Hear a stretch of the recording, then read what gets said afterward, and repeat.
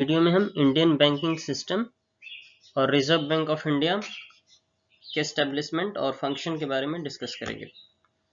तो सबसे role of reserve bank of India, तो सबसे पहला रोल क्या है? मॉनेटरी पॉलिसी है। जो मनी मार्केट होता है उससे रिलेटेड जो मनी के रूल्स और रेगुलेशंस होते हैं उसका एक काम जो होता है वो रिजर्व बैंक ऑफ इंडिया का होता है, पहला। और दूसरा, इश्यूअर ऑफ करेंसी।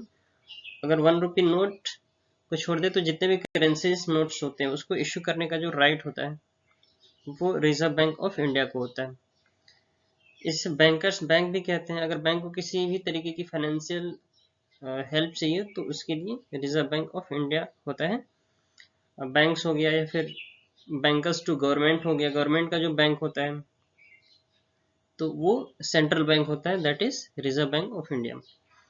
तीसरा फंक्शन क्या है? चौथा फंक्शन तो बैंकर्स टू गवर्नमेंट हो गया। पांचवा, सुपरवाइजर ऑफ फाइनेंशियल सिस्टम। तो हमें पता है कि जो स्टॉक मार्केट होता है उसको रेगुलेट करने का काम जो होता है वो सेबी का होता है, security exchange board of India. तो पूरे मनी मार्केट से रिलेटेड जो जो भी प्रॉब्लम्स होगा वो सेबी के द्वारा रिजॉल्व होता है, लेकिन उसके ऊपर जो होता है वो रिजर्व बैंक ऑफ इंडिया होता है, वो सुपरवाइज करता है सारे बैंक्स को। जितने भी कमर्शियल बैंक्स हो गए, जितने भी फाइनेंस पब्लिक प्राइवेट सेक्टर तो उसी के अंतर्गत आ जाएगा। उसके अलावा और भी बहुत सारे बैंक्स होते हैं, हम देखेंगे आगे, जैसे कोऑपरेटिव बैंक्स हो गया। तो सारे बैंक्स का सुपरवाइजर जो होता है वो रिजर्व बैंक ऑफ इंडिया होता है। फिर लास्ट फंक्शन क्या है इसका? Foreign exchange manage. तो फॉरेन एक्सचेंज होती हैं, जो फॉरेन करेंसीज होती हैं उसको एक्सचेंज करने और मैनेज करने की जिम्मेदारी रिजर्व बैंक ऑफ इंडिया के पास होती है। एस्टेब्लिशमेंट कैसे हुआ था रिजर्व बैंक ऑफ इंडिया का? तो recommendation of John Hilton Young commission.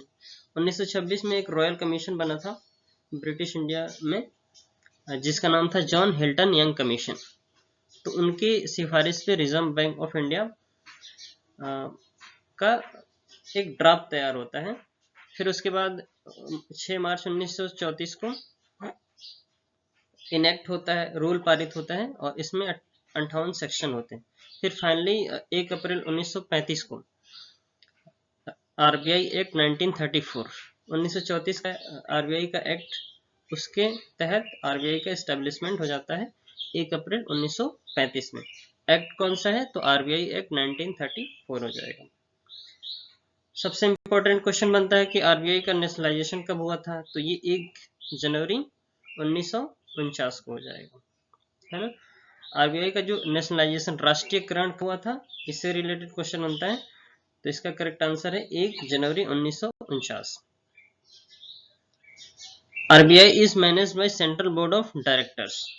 तो आरबीआई को मैनेज करने के लिए बोर्ड ऑफ डायरेक्टर्स होते हैं। There are 4 board of at Kolkata, Mumbai, Delhi and Chennai. तो इस तरीके से 4 बोर्ड्स बनाए गए हैं कोलकाता, मुंबई, दिल्ली और चेन्नई में। और इसमें एक गवर्नर होता है और 4 डिप्टी गवर्नर्स होते हैं और 15 डायरेक्टर्स होते हैं। तो इस तरीके से रिजर्व बैंक ऑफ इंडिया का मैनेजमेंट होता है। Hilton Young commission and doctor B R Ambedkar. तो हमें पता है कि फर्स्ट वर्ल्ड वॉर के बाद 1926 में हिल्टन यंग कमीशन आया था, जो ब्रिटिश इंडिया के द्वारा सेट किया गया था, जिसे हम रॉयल कमीशन भी कहते हैं, जिसमें रिजर्व बैंक ऑफ इंडिया के एस्टेब्लिशमेंट के बारे में प्रोविजन रखा गया। फिर उसके बाद डॉक्टर बी आर अम्बेडकर के रिकमेंडेशन से इंडियन सेंट्रल बैंक को एस्टेब्लिश किया गया। तो डॉक्टर बी आर अम्बेडकर ने अपने बुक में द प्रॉब्लम ऑफ रूपी, problem of the rupee, its origin and its solution में डॉक्टर बी आर अम्बेडकर ने रिजर्व बैंक ऑफ इंडिया के बारे में बेस रखा था। वहां से रिकमेंडेशन के through reserve bank of India में के एस्टेब्लिशमेंट होता है। Untold story of how RBI was conceptualized, Reserve Bank of India and Dr. B.R. Ambedkar. So Dr. Ambedkar was not just a social revolutionary, he was much more than that. He was an economist with PhD from London School of Economics and was key figure behind the setting up of RBI. He was a jurist with immense knowledge and understanding of various legal and political systems, and he was the main architect behind the Indian Constitution. He also played a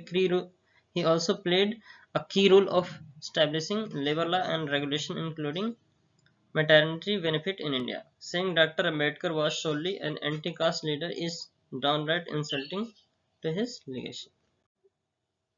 What is the RBI? हमने देखा ही है कि RBI का function क्या है, issuing currency, notes और coin को issue करने का जो राइट होता है, 1 रुपए के नोट और कॉइन को छोड़ दें तो RBI का रोल होता है इशू करने के लिए। मॉनेटरी पॉलिसी, इंटरेस्ट रेट्स, जितने भी मनी मार्केट से रिलेटेड पॉलिसीज होती हैं उसको इम्प्लीमेंट करने का जो रोल होता है वो RBI को होता है।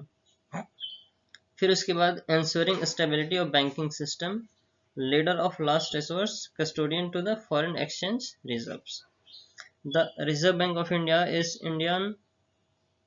India's central banking and regulatory authority. It is responsible for the supply of currency and regulation of the whole banking system.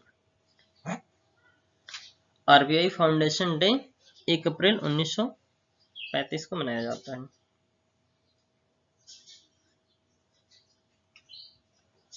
Classification of banking in India. So there are 5 classification of Indian banking system. पहला central bank, reserve bank of India. दूसरा commercial bank, जिसमें public sector और private sector banks होते हैं, जैसे कि public sector में SBI, union bank, bank of India, Punjab national bank, central bank of India, bank of Baroda और imperial bank, Canara bank. Private sector में HDFC bank, ICICI, axis, yes bank, Bandhan, IDFC और foreign banks.